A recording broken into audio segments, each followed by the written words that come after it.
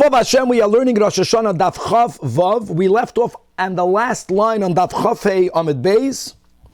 With the Gemara is referring back to the cases in the Mishnah, and there were a few cases in the Mishnah, 3 cases in the Mishnah. All of them share one commonality, that the judges themselves, prior to them sitting as judges, they saw the new moon, which means that potentially They could have been witnesses. They can be witnesses. They also qualify to be judges. And we have throughout Chazal 2 topics that for some reason, and there's wisdom into this obviously, we give it the same framing. There's the sugya called Eid Nasa Dayan. Can a witness become a dayan? I just want you to know that it's clear from our Gemara that there are 2 topics of Eid Nasa Dayan. There is a case of Eid Nasa Dayan. Listen to this, guys. There's a case where someone will actually testify standing in the witness's box, wearing the hat of a witness, and that same person then will move, he'll put on the judge's robe, and he'll sit over there, they used to sit high, and he would sit as a judge. That's one topic. Can you do that? Can you testify, and then you sit as a judge? That's not the topic of our Gemara. Our Gemara has another topic. They're both called Eid Nasa Dayan. Eid Nasa Dayan here means if you saw something, which means potentially you could be a witness, can you choose not to testify? You're not going to be the witness. You'll have other witnesses, but you'll be the judge. Can a potential witness be a judge? That's another topic. And as we'll see, it's a machlokes tanoim. And therefore, it l'chu'ura appears that our Mishnah is taking one side of that machlokes by holding that an aid, a potential witness, could serve as a dayan, and Gemara will clarify that it's not the case. The general machlokes of Eid Nasa Dayan is only by din and nefashos, and it's not shaykh to the rules, to the question of Kiddush HaChodesh, as we'll learn. And like we mentioned in the last year, that on Daf Chavav, which is only the second Mishnah in the third Perek, it's like a new topic. To the point that many Rishonim don't understand, why didn't Rabbeinu HaKadosh include the first Mishnah of the third chapter in the second Perek, and begin the new Perek over here? And at least it's clear over here that the level of Ruach HaKodesh and the layers of the understanding of the Mishnayos, Mishnah, Oisius, Neshama, is amazing. And according to many other concepts that are being revealed through the Mishnah, no, the third Perek Dafka began Ra'u based on V'chol Yisrael, and we're going to start, at least today, now this new topic of what shofar must be used or may be used for the mitzvah blowing of the shofar. Now, as we'll see, there was the blowing of the shofar that we do on Rosh Hashana. There was the blowing of the shofar that the Beis Din does on the Yovel year on Yom Kippur. We're going to learn a lot more in the next Masechta Tainis, that during fast days, not the fixed fast days, but whenever there's a tzara shaloi tavai, and we understand that, God forbid, nothing is mikra nikra, and even though it could be that certain terrible things happen that are beyond our understanding, beyond us, but we have to say, maybe it's me. What's my part? And that should arouse us to upgrade our behavior. So a Tainis is connected to tshuva, and on a fast day they would blow with trumpets, but they also would blow with shofars. So we're going to be learning about shofar, beginning shofar of Rosh Hashana. What type of shofar is kosher to be used for the mitzvah? The mitzvah is to l'shmoya koil shofar, but any shofar. So our Mishnah will use the expression that kol ha-shofros or kol ha-shofaros keshedim chutz mishal para. And we'll quote Bekitzer that Ramban, kol, does that include non-domesticated animals? Does that even include perhaps animals that are not kosher? For other dinim in the Torah, that which is not mutar beficha, like the parchment upon which we write, stam, can only be from a kosher animal species. It doesn't have to be from an animal that was slaughtered, but you can't take the hide of a non-kosher animal and use it for the parchment. We'll see whether shofar might be different. This is all the Rishonim's topic. But the Iker here that we will be learning about is that if we're going to focus only on domesticated kosher animals, for which there are only 3 types, the cattle type, which are oxen and cows, and you have goats, and you have lambs. Now lambs, let's speak about rams, which are male lambs in their 2nd year and older.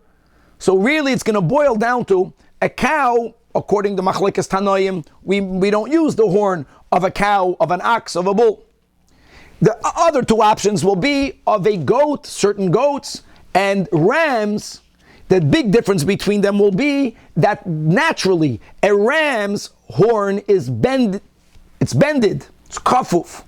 A wild goat's horn, it's not straight, but relative to the ram is considered a straight. So it's a ram, which is an ayol, versus the yael, this wild goat. And we're going to unpackage this whole sugya.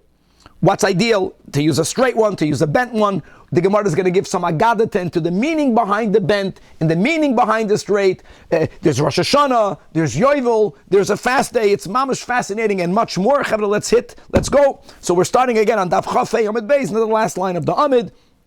Our aid nasa dayin sugya is whether someone who potentially could serve as a witness, can that person opt? I'm not going to be the aid. I'm going to be the dayan. But how can you be the dayan if you yourself can be the witness? So lememra, the fact that the cases that the Mishnah gave included where the whole Beis Din saw the new moon. So some of them will be witnesses. The others won't be the witness. They'll be the dayan. That means a potential witness. That's Rashi, 3 lines from the bottom. And that's very important, again, not to confuse this with another sugya that Chazal uses the same words, but it has a complete different meaning. Here it's, if you potentially could be a witness, can you not be a witness and only be a judge? Remember the Eid Nasa Dayan. If that would be the case, then our Mishnah is not like Rabbi Akiva. The Tanya, Sanhedrin, the ganze Sanhedrin saw Reuven killing Shimon. And you should know, when we learned this in Sanhedrin, it's not just about murder. This is regarding any capital violation, which means that if someone is to be found guilty in the court, they will be judged to be killed. So says Daf Chavav, here we have the two shitos. Tanakama here is Rabbi Tarfin, says Miktsasa nasu edim or Miktsasim nasu dayanim. Just because you potentially could have been a witness, as long as you don't actually act as a witness, as long as you don't put on 2 hats, so then fine, then you can stay as a judge. Comes along the great Rabbi Akiva, that so says the great Rabbi Tarfon. However, Rabbi Akiva, Oimer, no. That kulam nasam edim, you're only eligible to be edim. None of the people who saw the actual act of murder are allowed even to sit as a judge. Why? Because ve'ein eid nasa dayan. So, is our Mishnah not like Rabbi Akiva? Says the Gemara, no. Our Mishnah doesn't go into that argument. Afilu teimer Rabbi Akiva. Atkan like Rabbi Akiva Hassan elo. When it comes to dinei nefashos, like we mentioned, it's not just about murder, also murder. It's about chilul Shabbos b'meizid b'hasra, skila. It's about all the other violations for where there's like, if you are found guilty, if someone is found guilty, they will be put to death by the Beis Din, in the Beis Din, outside the Beis Din, but through the Beis Din. Over there, Zakta Gemara, Zakta Rabbi Akiva, that since the Rachmana Amar, and this is a pasuk in Parshas Masei, V'shaftu ha'eda, v'hitzilu ha'eda, the Torah juxtaposes them being judged and then being saved. And here we have this amazing concept that the judges do not go in there completely objective. The goal, the rule, the position, the mindset of judges in capital cases is to do their best to find how the person is not going to be killed in a Beis Din. All of this is predicated on the emes that Yesh Din v'Yesh Dain, God is the judge. We never have the attitude, oh, no justice was done. Justice is always done by God. God entrusted with us to be partners in a limited case that justice should happen through the Beis Din. Now, in those cases, we're obligated. And part of that obligation is that if it's a capital case, do the best you could to see that this person will not be found guilty. If the person is taka guilty, zorg sich nicht. Either they won't find him innocent, or God will execute justice. But the goal of din and nefashos is for them to be biased to the side of meritus.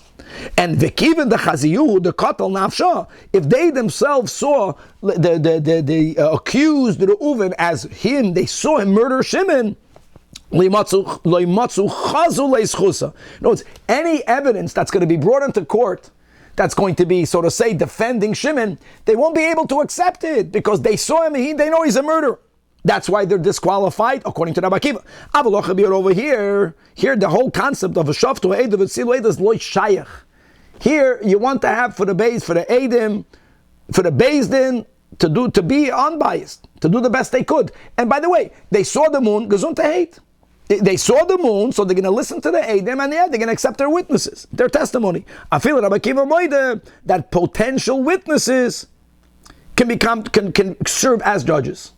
Now, if they actually testified, from our Mishnah, it's clear that if they testified, they cannot now sit in the seat of a judge. Zoisloi. You should know that there are other areas where we even allow for that to happen. And our Mishnah does enter that machlokes, and our Mishnah is not l'kula alma.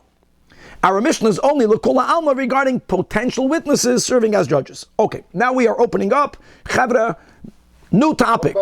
How would this look in Dini Mamanis or other types of witnesses? Eight Nasadayin over here, we're talking about two specific types of cases. So by Dini Mamanis, there are other things that we take into account, Samach, that is similar. For example, that if one Dayan heard one person's side prior to him here, that was said not in the presence of the other, he also should not serve as a judge. There's also similar concepts, but not to this degree. In other words, by Dina Mamanis, we want for the person to be impartial. By Dina Nefashos, not only do we want him to be impartial, we want him dafka to find the schus. That you don't have by Dina Mamanis. Here the judges will want for it to be Rosh Chodesh. They will be impartial. Gesund hate. Correct, Samach, you're right. That by Dina Mamanis, if the judge is already leaning towards one side, he's also not qualified. Very good. And here they're leaning towards saying Rosh Chodesh. They saw it, we don't care. Okay, very good. Next Mishnah. Kol hasheifaris kishedim. All shofars are kosher. Again, the Ramban is the one that speaks about, does this include non-kosher animals, does it not include non-kosher animals? There's so much over here. And then many achronim ask on the Ramban, guys, we learned in Chulin that one of the simanim of a kosher animal is that they have horns. So, what's even the topic? So it's not so simple that. There are certain scenarios where you have a non-kosher animal and it has a horn, and whether that's good or not, that's a big machlokes. Another very important statement that we're going to learn, we'll get there with the help of God. Today on Chavav Amid Beis, we're going to learn a new Mishnah. And the Mishnah certainly is going to narrow down the shofars that we are going to use either to a ram or to a goat. And there's going to be a problem on how to put these two Mishnayos in together. One approach here is that our Mishnah is speaking about Mido Eiraisa. And then what we're going to learn on Amid Beis is there a rabbinic preference? But Mido Eiraisa, all shofars are good, aside of one. Chutz mishal para. Ufarvas, because the Torah calls it a keren. Look inside the second Rashi in the Mishnah. Einoi karo shofar. The Torah, as we'll see, it's only called in Scripture, it's called a horn. So who cares? So I want you to know that in Rosh Hashana we don't have the word shofar. The Torah uses the word shofar by Yom Kippur. Let's read inside the Rashi. Regarding the blowing of the shofar on Yom Kippur, I know that's only on the Beis Din, on the Sanhedrin, only in Yerushalayim, only when Yovel is noyeg. It says Veha Avarta Pashas Bahar Shofar Teruah Shofar. And in the Gemara Perek Basra here in Rosh Hashana, in the last chapter in the Flamed Daled, we're going to have a Gzeira Shava Rosh Hashana to Yovel. That's the link. So just like God uses the word shofar by Yovel, therefore the word shofar is imposed on Rosh Hashana, and according to the Tanach, to the Chachamim, the Torah doesn't call the horn of the para species as a shofar, it's called a horn. However, Amar Rabbi Yossi, no. If that's where you're going, halay kol ha-shofros nikra'u keren. Why? He gives an example. In Yeshua, the pasuk there is speaking about the pasuk means v'hoye b'meshoich b'keren hayovel. It says over there kishamachem es koil ha-shofar. You have to see the whole pasuk. Now, the word yovel or yuval here means a ram. How do we know that yuval means a ram? Just going back to the intro, two big topics will be ein kateger nasa saneger. That's chavav. And the other topic will be many semantic words. What do words mean? The word Yuval here means a ram. So the Torah is referring to the horn of a ram, which is, by the way, what we use. And the Torah uses the words keren. If the word keren disqualifies, so then nothing should be qualified. So Rabbi Yossi is even more liberal. Any horn, any keren, any shofar, even of the cow, could be used. Okay, says the Gemara, hold on. Shaper Kamal Rabbi Yossi, Takatza Pasuk in Yeshua. Answers the Gemara, no. V'Rabbanan kol hashifaris ikru shofar v'ikru keren. You're right. You will find in Scripture the word keren in reference to the ram, in reference to the Yael. True. But you will also find the word shofar being used for their horns. By the cow species, by the cow, by the ox, by the bull. No, the part only keren ikra. Never will you find the word shofar. That's why the Chachamim argue with the Tanach, with Rabbi Yossi. For example, the Chsiv, these are the words said by Moshe Rabbeinu regarding the brach he gave to Yosef HaTzadik, that Bechor, Shoiroi, a firstborn, his ox, Hadar Loi, right, glory is his. V'karnei re'em karnov. And his horns are like the keren of a re'em. We have chazals what the re'em is. But the point is that when it comes to the shoir, the Torah is referring to the horn only b'lashon keren. So, hold on. Rabbi Yossi Yarmalach. No. I have a different source. The Paranami Yikra I found once in Tehillim. Now, as you'll see, it's not clear. What does it say? Tehillim Samachtes V'sitav Lashem Mishoir Por. Right? Makren Mafres. That the David HaMelech is speaking about how Hashem loves his songs, right? It will be that his songs are more pleasing to Hashem, mishoir par. Now, just to know the semantics, that the word shoir is an ox, the word par is a bull, same species. He could have says v'sitav l'Hashem mishoir. In other words, my singing to Hashem is more pleasing than a carbon that's coming from a shoir. So im shoir lama par, the im par lama shoir. Why did we have to give both names? So Taiches Rabbi Yossi Ella Mai Shoir Par Shoifar. Beautiful. That's an emes fakir that you can use the horn of a par of a shoir is also called a shoifar. The Rabbanan, he says, yeah, it's superfluous, but it's to tell you something else. Kederav Masna, the Amarav Masna, my shoir par, that David HaMelech's songs to Hashem were greater than our carbon. He was referring specifically to the carbon that Adam HaRishon brought. And the animal that Adam HaRishon brought as a carbon was the animal on the day that it was created. We know that the word par is used only when you are in the third year. It's a fully grown animal. The shoir that Adam HaRishon brought was already like a par. And that's the whole sugya that we also had in Rosh Hashana, that God created the world fully matured. The animals were not babies. What came first, the chicken or the egg? It was the chickens. It was fully formed. Very good. So that's the machlokes how to teach the pasuk. Now we have a Mishnah. In the Mishnah, it's clear. Why are they arguing? Because the Tanach says because it's called a keren. We're going to have now two Amoraim that they will add another reason to the Chachamim, to the Tanach. Another reason. Ula Amar Hainu Tamad Rabbanan, that we disqualify a cow's horn. Kid Rab Chizda to Amar Rab Chizda. Right, the whole Yuma that we were learning, how he has to take off the big day zahav, which are including in the 8 garments. You had certain garments that had golden threads, and whenever the Kohen Gadol went into the Holy of Holies, Kiddush Yadayim v'Raglayim, right before and after the mikvah, he would put on uniquely linen, white clothing. What would be wrong for the Kohen Gadol wearing his big day zahav? And the answer is Lefi she'ein kateger nasar saneger, because the accuser cannot become himself the defender. By the way, when the accuser becomes the defender, that's the ultimate hisabcha. That will be amazing. But in other words, since the sin for which we all need atonement from is the egel hazahav, so let's first focus on the hazahav that Aaron, with all of the explanations, was involved in the making of the Egel HaZahav. So we don't want to have Aaron, nor any of his descendants, coming into Lefnai v'Lefnim wearing Zahav. So let's focus on the Egel. Egel is from the species of a par, of a para, of a shoir, right? It's cattle. So how are you going to blow the shofar on Rosh Hashana using a horn from an animal that also was the cause of our downfall with the Egel Hazov? Gewaldig. Says the Gemara Veloy.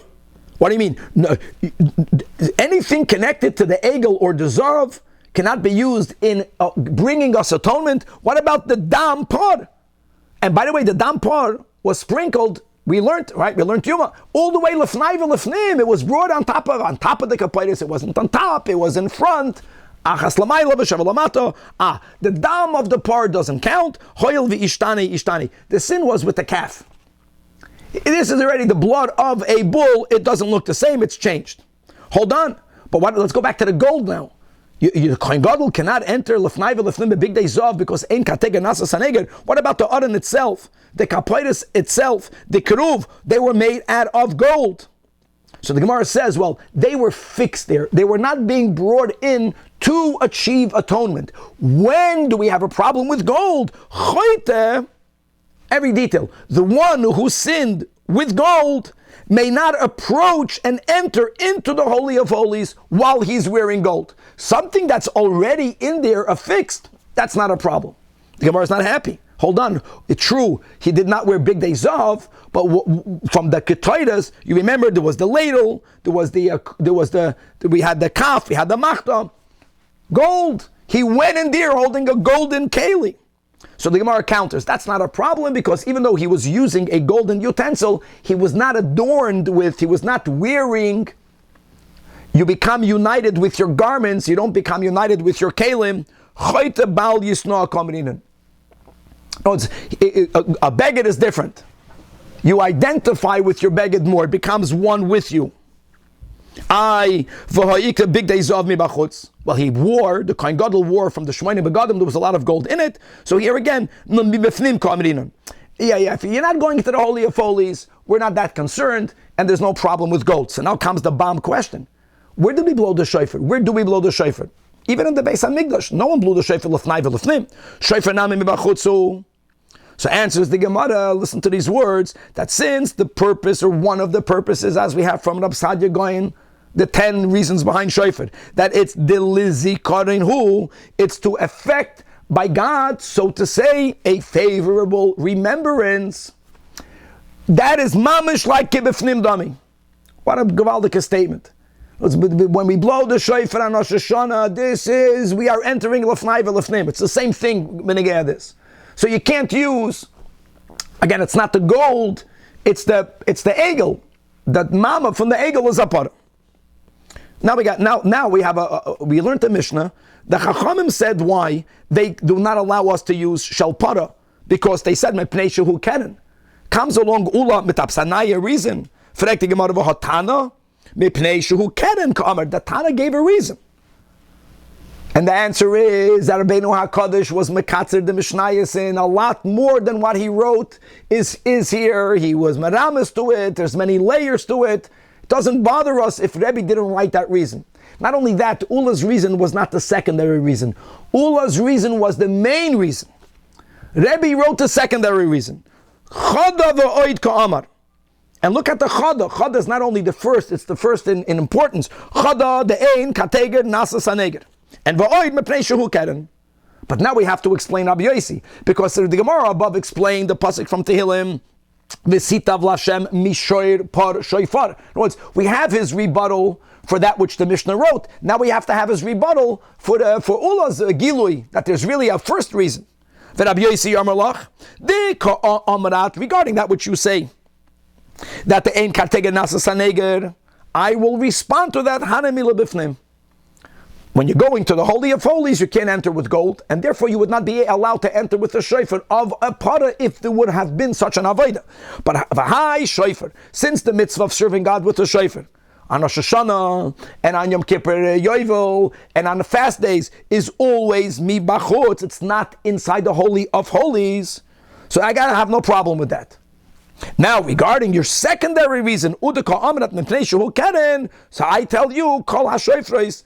Oh, that's the words of Rabbi Yosi in the Mishnah, that if the keren will be a disqualifier, so then the Yuval from Yeshua, the ram, is also called a keren. Abaye, similar to Ula, had a Kabbalah, he had a tradition that there's another reason behind the Chachamim. Not only another reason, the main reason. Abaye Amar, Hainu Tamayu de Rabbanan. You know why we don't allow a shofar of a parah to be used? Because the Torah uses in Yom Kippur the singular expression of a shofar. And from that we extrapolate, v'lo shnayim v'shloisha shofros, not 2 or 3. Meaning, the way God makes the horn of a parah grow, kiven the koi gilde, it's composed of individual shells. In other words, when it comes to the horn of a ram, when it comes to the horn of a yael, there, even though it grows from year to year, but the additional growth does not appear to be another layer. It looks like one unit. Here, the way, we have pictures. That, in other words, even though that you have a picture, not the way I'm saying, but it doesn't. We don't care about the picture. When it comes to the horn of the ram, which was the picture we had on the screen, when you look at the shayf, it looks like one thing. The bumps are just bumps, but it doesn't look like another layer. You have to know what you're looking at. By the cow, by the ox, by the bull, you see every year. It's like the rings in the tree. So it looks like it's layered. It looks like Ishnayim v'shloisha shofros. Okay, now the question again. The Mishnah didn't mention that. V'ha tana mishum Koren ka'amar. Abaye, like Ula, knew that really Rabbeinu HaKadosh here did not even write the main reason. Chada v'oid ka'amar. Chada, the shofar echad amar achmana v'lo Ishnayim v'shloisha shofros. And ve'oid, that mepnei shehu Koren. Oh, the Rabbi Yossi Yermalach is the first medium-sized line. The Ka'amrat, das was du sagst, that Shofar Echad Amar Achmana, and therefore V'lo Shnayim V'shloisha Shofros, I will rebut, I will counter that Kiven the Machabri Ahadadi, since they are naturally attached to each other, I don't care that you can also see how they're separated. Rabbi Yossi says that Fakerta, that's unity, different, that unite. Chadu, das is Einer. I'm happy with echad. And that which you challenge with Pneisha who Koren, kol ha-shofros nami yikre Koren. And now, Chevra, from here until the new Mishnah, which is a nice part of today's daf, we're going to go into different words, and we're going to see that there were times that certain words were unclear to the Chachamim.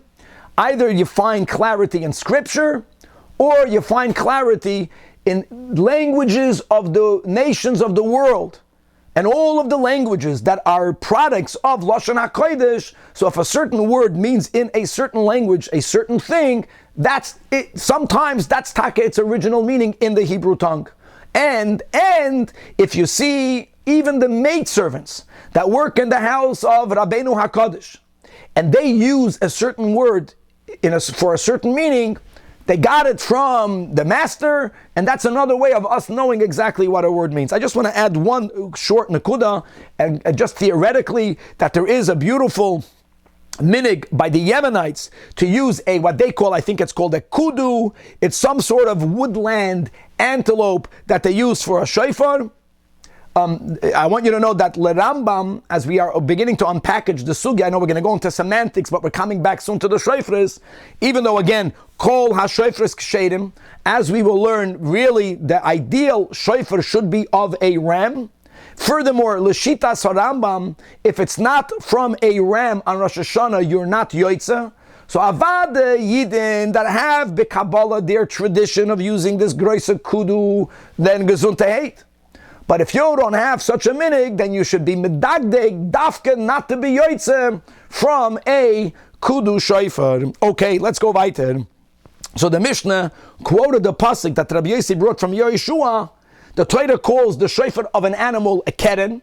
Now the Torah doesn't say b'Koren ha'ayol. The Torah says b'Koren ha'yuval.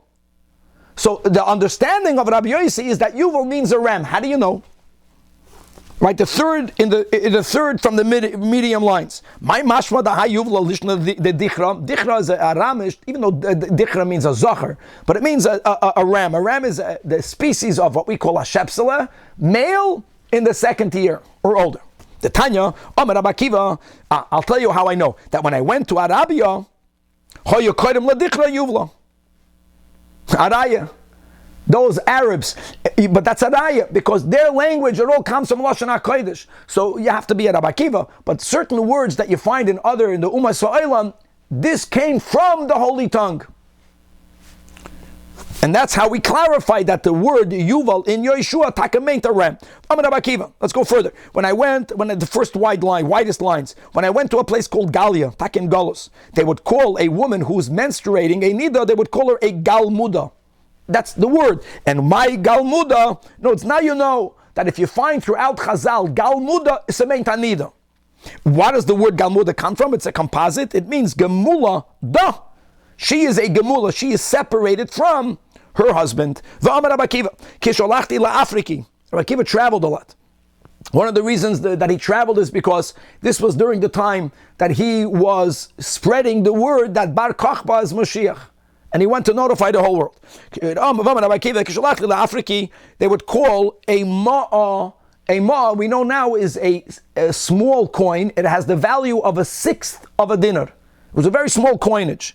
That coin that they would call in Eretz Yisrael ma'a, over there in Africa they would call it a kesita. Everyone should know about that. What do we benefit from knowing that? L'may nafkamina. The answer is you're learning Chumash to know how to teach a pasuk. Right, when it says over there in Vayishlach that Yaakov purchased the area in Shechem, that's now Kever Yosef. So he bought it with Meya Kesita. That's written in the Torah. Kesita means a coin that's a sixth of the larger coin. Donkey means a sixth. Now you know what the meaning of the pasuk. You should know that many times giving smaller coins is to the benefit of the seller, because it's easier to use. I know by the Machpelah he gave Dafka the big shkolim, but here Yaakov gave what was best for them. It wasn't just the sum total of the 100th of the sixth, but it's advantageous. Like you want you to give a person. It used to be that $100 was a lot of money, and people didn't work. You walk around with a $20 bill. Sometimes it's better for you to have a coinage that has less value, because that's the one that you use the most. Right? I once went to the Krache. I once went to one of the islands, and they would use koidem lemechira. When a sale was done, they would use the word kira. And again, l'may nafkamina.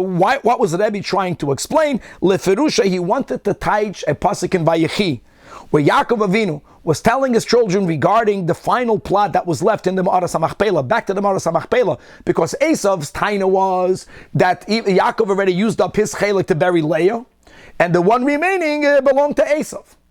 Yaakov notified his children that the final plot in the Ma'aras HaMachpelah, I bought it, Asher Korisili. And we have the whole sugi, I think it was in Soita, that Taka Esav stopped the burial, and they sent Naphtali running back to get the document. But when it says Asher Korisili, that's the plot that I bought for myself. You know, the word Korisi means mechira. It's a transaction of buying and selling. I went to Absad village, a place that's on the border of the city called Kan Nisharia. The word they were used for a kala is ninfei, and they were called a rooster sechvi. Lekala ninfei mikra. Here, where do we find that in a pasuk? It says Yefei Noif Misois Kolaretz, a beautiful bride, which is the joy of all of the earth. This is really in referring to Yerushalayim. So Yerushalayim, and the word is Noif Ninfei. Tarnagol is called a Sechvi. Amar Rav Yehuda. In the name of Rav, the Iboy Sema, the following comes to us through the great Rabbi Yeshua ben Levi. That Mikra, what's the meaning of the pasuk? Mishas batucha is chachma. These are Euvs. Who placed in the smooth ones wisdom? As we'll see soon what this refers to. Or who gave into the sechvi understanding? What is the meaning of that? So Mishas batucha is chachma, that refers to the kidneys. The kidneys is a very smooth organ. And we have Al Pitoira Soemes, that the seat of chachma, the seat of wisdom, right, kloyois yoy atzois, comes from the kidneys, and there's a lot of meaning to that. So just to know that the batuchais, which means smooth ones, refers to the kidneys. Minasa and lasech vivina. Now we know what it means. That bina, that sechve means a rooster. What's a rooster has the greatest bina? Bina is the koyach to differentiate. He knows exactly when the day really begins. He begins to make noise then. And Eov was just, we're speaking about the greatness of God. That how does the Sechvi know that? God put in the Sechvi that level of Bina. Weiter. Levi once visited Lahu Asra. And also Gabriel Kamei. And someone came to Levi and Amar Levi is here, let me chapadin Torah. And he began to complain. And he says that Keva'on Planya, so-and-so was kava me. What does it mean? He was kavad me. I was kavad by so-and-so. So Levi said, you know what, let me think about this. And now he went to clarify what does the word mean. Now, why couldn't he clarify it from the person himself? We'll see in a moment. Second line. Also, Midrash. He came into the base Midrash and he asked him, someone is tiding that so-and-so kavad me. What does that mean? Amarle, that the word kava here means gazlan. And amarlach, gazlan amarlach. And now you understand the meaning of the pasuk in Malachi. Hayikba adam elikim. Guys, can a man rob God? That's what you see in scripture, that kava on yikba is miloshain gezela. So when they heard the story, Amalei Rava from Baranish to Ravashi, I don't understand, Levi. If I would have been the Rav, havoy Hassan, and I would not have understood the word that he's saying, I wouldn't have asked him explicitly, but I would have started to interrogate him, and I would have all understood what he means. Havaminale, I would have asked this Jew, yeah, he covered you. How was he cover you? With what was he cover you? Why was he cover you? And once you start using that word, from his answers, I would have figured it out. Why did Levi have to go to the base Midrash? So the Gemara explains why. That Levi thought that the word kava is connected to a milsa di isura ka'amalei. It's connected to some sort of prohibited sexual relation. It would not be tsunua. A guy says, I was kavad. If it means that he did some sort of a halachically not appropriate sexual act with me, then talking about it is not modest. So he delayed it in Torah, he clarified on the base Midrash, and now that he knows it means he robbed me, then he went back and he continued it in Torah. Weiter. Another case, there was a moment in history that a certain group of Chachamim did not know what the word Seirugin means. Rashi reminds us that we find the word Seirugin in Masechtas Megillah. The rule is that if you read the Megillah Seirugin, you fulfill your obligation.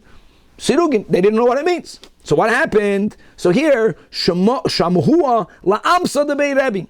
They heard the talk of the maidservants in the house of Rabbeinu HaKadosh. And when they, the Chazinuhu, Rabbanan, the Hava Ailo, Piskei, Rebbe is about to give a class.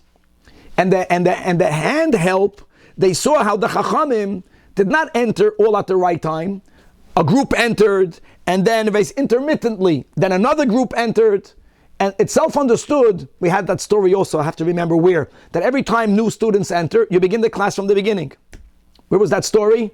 And there came a point where he didn't want to begin it, the teacher did not want to begin it from the beginning. So that's where we know that intermittently, Sirugin means they're coming in with a pause in between one and the other. And Amar Luhu, so the maid servants got upset at the Chachamim. They have the Derecheretz for Rebbe. And these women told the Chachamim, Ad Mosai Atam Nechlasim Sirugin. Now they saw Sirugin means with a pause in between. And Taka, that's the Mishnah, that if the Megillah is not read in one go, if you make a pause in the middle, as long as you're not going Lamafreya, you're good. Oh, another case. The word Cha Loigois. Where do we have that? So Rashi reminds us that in Yuma, when we speak about the foods that the Kohen Gadol should abstain from during a 7-day quarantine prior to Yom Kippur, making sure he's not tummy, also avoiding to the best of his ability of having a Tuma hayoytze megufay by a man that's having a seminal emission, so he doesn't eat foods that bring about a zera. And he doesn't eat garlic, so shum, we know what it means. And the Mishnah there writes, he doesn't eat chaloig loigois. They forgot, certain chachamim did not know what it means. But, one day, Shamuola Amsa de Rebbe, they heard the maidservants in the household of Rebbe. The chazas lahu gavra, that they saw a person to come mevadar par parchine. Again, for us, we don't know this, we don't know anything. But par parchine means purslane. It's some sort of herb. And they were witnessing how someone was scattering it too much. And they criticized him. Then they told him, "Why was paterst du? Why are you scattering? Why are you wasting your chaloig loigecha?" And they saw that that's the herb. Then they chop that's the meaning of the Mishnah, that you don't give the kohen gadol not shum, not cha loigois. It refers to this type of herb. Another case, what's the meaning of the pasuk in Mishlei, where he writes salsileha, that if you will salsal it, it will uplift you. This is in reference to learning Torah. Be misalsal it, and it's going to uplift you. They didn't know what that word means, or some of them forgot for a while. So Yom Echad, when they heard la'amsa de Rebbe, they heard the maidservants in the household of Rebbe, Tahavas Amra, that they were telling Lahu Gavra to a certain person, Tahava Kama Hapich Bisa'arei, he was curling his hair, and they told him, Ad Masay Ata Misalsal Bisa'arecha. Enough with this, fixing up your hair. And they use the words misalsel. So now they realize misalsel means, there's learning Torah. You want to be uplifted by the Torah, you got to be misalsel. You got to delve into it. You got to turn it over. Hafachba, v'hafachba, harave. Remember, put together, ask questions. That's the misalsel. Rabbi, how come all the stories are with the maid servants? That's the whole beauty. First of all, it's not all of them. Some of them came from the Africans and from who knows where, and from the Arabias. But it means, it's gavaldik, that some things, what you could, like we're learning now in the Chumash, and Chazal tell us that Yafas Yichasan shall have the Yavas mitayras and shalbanim. It's very similar. That even the maid servants in the house of a tzaddik, from listening to the way they speak, you're going to learn Torah. Another pasuk. It says in Yeshaya that v'tei teisiha, God is saying that in the future I will teita them b'matate hashmeid, with the matate of destruction. What does that mean? So Yom Echad Shamhu la'amsa de Rebbe Tahava Amra lachaverta. One was telling her colleague that shekoile tatesa, take a tatesa, and they were taking a broom. Take that broom v'tate besa. Sweep out the house. The kana remez that the tate should be a little bit helpful in the house. Epis, sweep the floor. But so that means that God is saying regarding, I don't know if it was the Babylonians or any one of the Shivim Ha'umayis that made Sodas, that in the future God has a special broom. It's called the broom of destruction, and God is going to sweep them out of history. And the final one,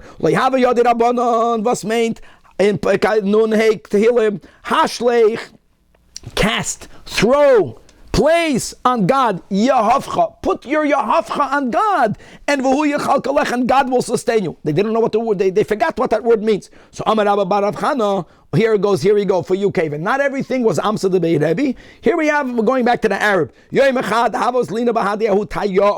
I was once traveling with an Arab, and I was schlepping my load, and I was going with him.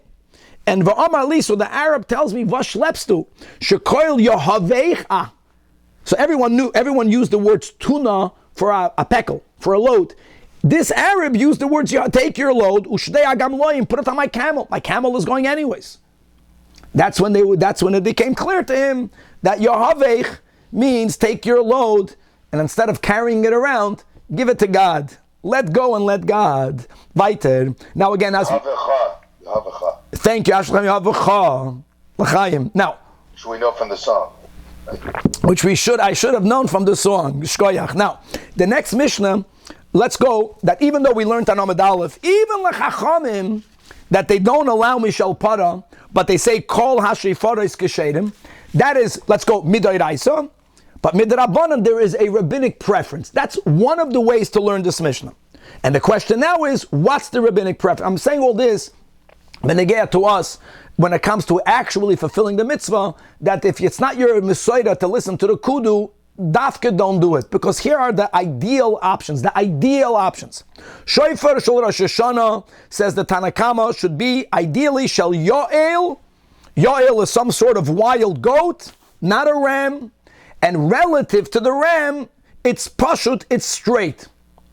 That's a great picture. No, it's not straight, but it's naturally not as bent as the shofar of a ram. And now the next line is only referring to the shofar that was in the Holy Temple. And we're going to learn more. We'll leave this for tomorrow, God willing. Upiv mitzupa zav, that there should be some sort of golden plating near its mouth. Oy Gewalt, are we going to have problems with this? We learned about Ein Kateger Nasa Saneger. We'll have to speak out Balpeh, the commentators speak about. We have the concept of a hefsek, right? We had in Sukkah Kol Shelahis Nois Ein Achaitzes. Oh, there's a whole mountain to talk. We'll leave this for tomorrow. And in the Beis Hamikdash, when the shofar was blown, they also would have on both sides of the shofar blower trumpet blowers, chatzoitzrois blowers. And there was some gold connected to the shofar. And yes, in the temple, this goes even on Rosh Hashana. Two people that will blow the trumpets, one will stand on each side. They would begin blowing it together. Aber, since mitzvahs hayoim b'shofar, the shofar was marich. Shofar marich means that the shofar's soundings was longer than the sound of the chatzoitzros. That will be again tomorrow. Today, kololoi mishtama. You can't hear two sounds together. We'll get into that. The chatzoitzros were mekatzros. Now, why? Because even though we're going to learn more later that in the Beis Hamikdash they would add the trumpets, but still, since mitzvahs hayoim b'shofar, to make sure everyone hears only they hear the shofar, there had to be at least some part of the sounding alone and not with other sounds. In reverse, in fast days, we're supposed to blow the trumpets. In the Beis Hamikdash, on the fast days, they would also, at the same time, use shofars. So the tiny is there, the shofar should be b'shol zechar. On a fast day, you want for the shofar to be from a ram, meaning it's naturally kafuf and it's more bent. The shofar that was used to blow, to make sounds on a fast day, upiyam etzupa kesef. Again, this is in the Beis Hamikdash, but they would have a silver, some sort of plating near the mouth. And ushtei chatzoitzrois be'emsa, but again, he was punkfaket. The Torah says chatzoitzrois v'loshem rabim. So you would have two trumpeters, and then on each side there would be a shofar blower. And here shofar was mekatzer, the chatzoitzrois were marichos on a fast day, because over there the mitzvah, the main mitzvah, utakatem bechatzoitzrois v'hoya lemikra ha'eda. We're going to learn the psukim later. Next din in the Mishnah, Shava hayovel Rosh Hashana. This Tana holds that there is a Gzeira Shava that compares the mitzvah of blowing shofar in the Sanhedrin on Yom Kippur, on Yovel, to the obligation on every person to hear the soundings of the shofar every Rosh Hashana. And because of that Gzeira Shava, we have the following comparison. Number one, according to the Tanach, on Rosh Hashana, we want for the shofar to be straight. That's Litkiya. Shel Yoel. We don't paskin this way, but that's this Tana. And number two, we use the Gzeira Shava, Ula Brachos. The longest musaf of the year is the musaf of Rosh Hashana, because we actually don't have, like we have in every other Shabbos and Yom Tov, a 7 bracha shmona esrei. We have a 9 bracha shmona esrei. And with all of the psukim that we quote, Lamalchias, Lezachroinois, Ulashayfrois, exactly that musaf is davened on Yom Kippur of Yovel. Imagine. So if you think that the davening ended late on Yom Kippur by you in the shul, shtel zechvar over there, how davening would take, because the whole musaf of Yom Kippur was much longer. I'm sure that What other Haniyos and Beis Hamikdash were there other than Yom Kippur? Oh, so very good. So we're going to learn this, God willing, in the next Masechta. The fast days tzvika is not the fixed fast days that we have over here.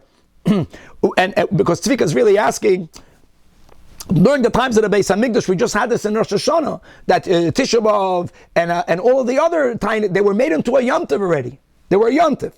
But any time there was a tzara shaloi tavoi, if people understood this is a communal tzara, our reaction was by making an introspection. What's my part in this? How can I better my ways? Which would include a fast day, which would include the blowings of Chatzoitzrois, even Bezman Beis HaMikdash. Okay, back in the Mishnah. Now, Rabbi Yehuda Omer, no, but Rosh Hashana, Toiken V'Shol Zecharim. No. On Rosh Hashana, you would use the ram, which is curved, kfufin. he doesn't hold of the Gzeira Shava. But he says Ubi Yoivlois. But Take in Yovel was only in the base in Sanhedrin. The shofar that's blown on Yom Kippur and Yovel, there it's Mishel Ye'elim. There you have the wild goats, which are relatively called straight horns. Let's chop it on as much as we could. Says the Gemara Amar Levi. Now it's amazing. You have two Tanoim. Levi doesn't paskin fully like either of them. Amar Levi, I want you to know that mitzvah Sayav Rosh Hashana and Sayav Yom Kippur, both of them ideally use it from a ram, which is kfufin.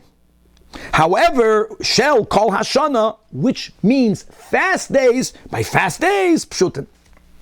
So the Gemara says, hold on. Our Tanakama says, V'atanan sheifish Rosh Hashana v'shel yoel pashut. How can you, Levi, disagree? So the answer is, Hu Amar Kaitan. Oh, he will hold like, you're going to say right away like Rabbi Yehuda. Now when you're quoting Rabbi Yehuda, why don't you can quote Rabbi Yehuda of our Mishnah? What's amazing is that the Gemara doesn't quote our Mishnah. We quote a Braisa. And I'll tell you why he quotes a Braisa. Because the Tanakama has no name. Yachid v'Rabim, we pass him like the Rabbim. The Gemara is explaining why Levi chose Rabbi Yehuda. Because when the Braisa quotes Rabbi Yehuda's words in the Braisa is not saying his opinion. He's sharing what everyone did. It's called Ma'aser Rav. But Rosh Hashana, hoyu toikin b'shel zecharim kefufin. And you see, in our Mishnah, Rabbi Yehuda's words is not hoyu toikin. He says, you blow with.